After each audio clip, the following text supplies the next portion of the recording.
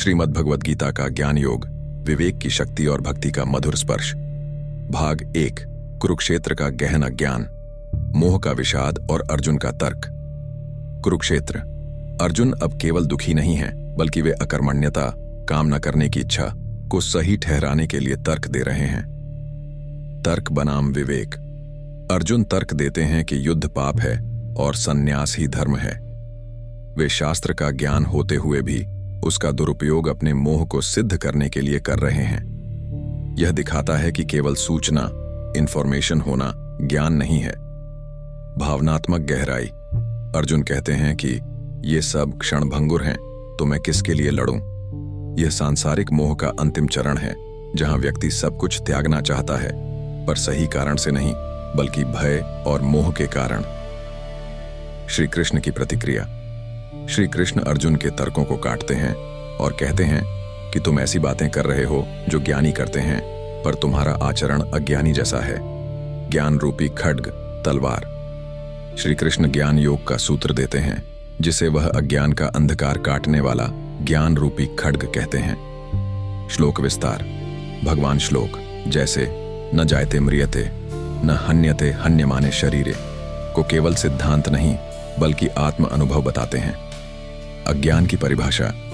ज्ञान योग समझाता है कि अज्ञान केवल न जानना नहीं है, बल्कि जो नहीं है उसे ही सब कुछ मान लेना। शरीर को आत्मा, क्षणभंगुरता को स्थायित्व मानना है। विवेक की शक्ति। श्री कृष्ण बताते हैं कि विवेक, डिस्क्रिमिनेशन, वह शक्ति है जो नश्वर शरीर और अनश्वर आत्मा के बीच अंतर करती है। यह बुद्धि की शुद्धतम अवस्था है। ज्ञान की प्राप्ति।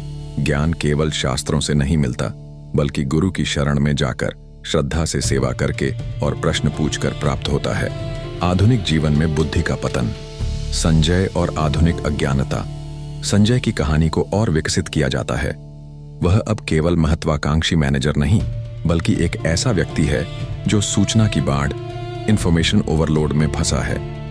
विवेकहीनता के उदाहरण। 1. सोशल मीडिया की लत। संजय घंटों सोशल मीडिया पर बिताता है, जहां वह दूसरों की दिखावटी सफलता देखता है।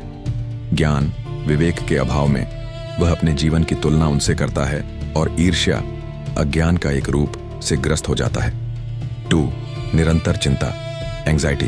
वह भविष्य के सबसे बुरे संभावित परिणाम के बारे में 24/7 सोचता है, क्योंकि उसकी बुद्धि अतीत की सीख और वर्तमान के सत्य, कर्मण्यवाधिकारस्थे के बीच संतुलन नहीं बना पा रही है।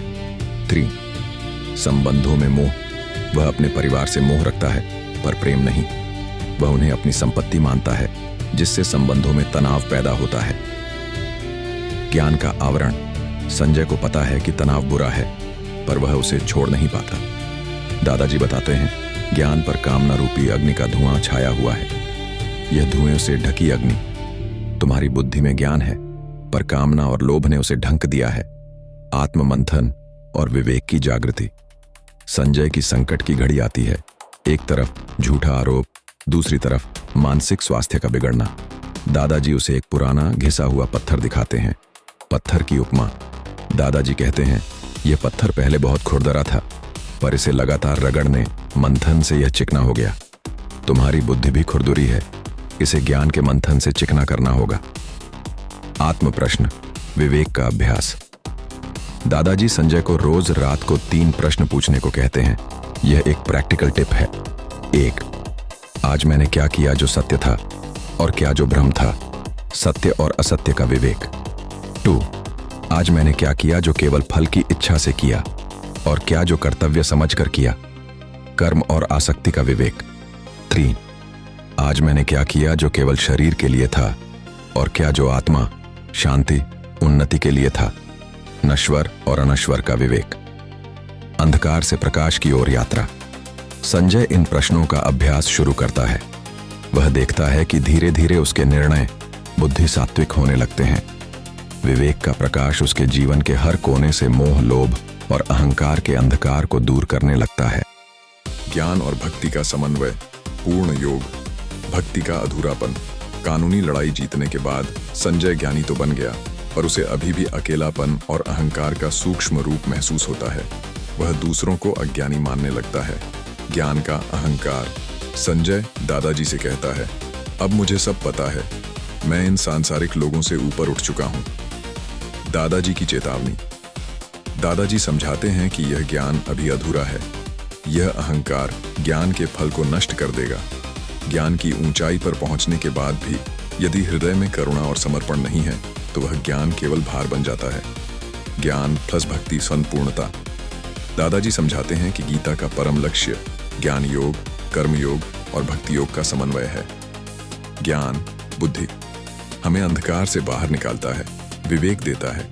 भक्ति हृदय हमें परमात्मा से जोड़ता है, प्रेम और समर्पण देता है। समर्पण की पराकाष्ठा।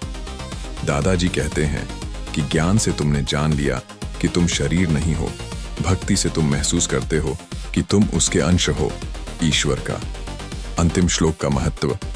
श्री कृष्ण जब सभी ज्ञान, कर्म और योग की चर्चा पूरी कर लेते हैं तब अंत में शरण में आ जाओ कहते हैं। यह भक्ति का चरम बिंदु है, जहां ज्ञान, विवेक हमें यह जानने के लिए प्रेरित करता है कि हम सीमित हैं और हमें असीमित ईश्वर की शरण लेनी चाहिए। अहंकार का अंत। जब ज्ञानी पुरुष सब कुछ ईश्वर को समर्पित कर देता है तो मैं, कर्ता का अहंकार समाप्त हो जाता है। यही ज्ञान और भक्ति के मिलन से उत्पन्न परम शांति है। निष्कर्ष। संजय ने अंततः ज्ञान, बुद्धि को भक्ति, हृदय से संतुलित किया। वह अब विवेक से काम करता है, पर उस काम का फल अहंकार से नहीं बल्कि प्रेम से समर्पित करता है।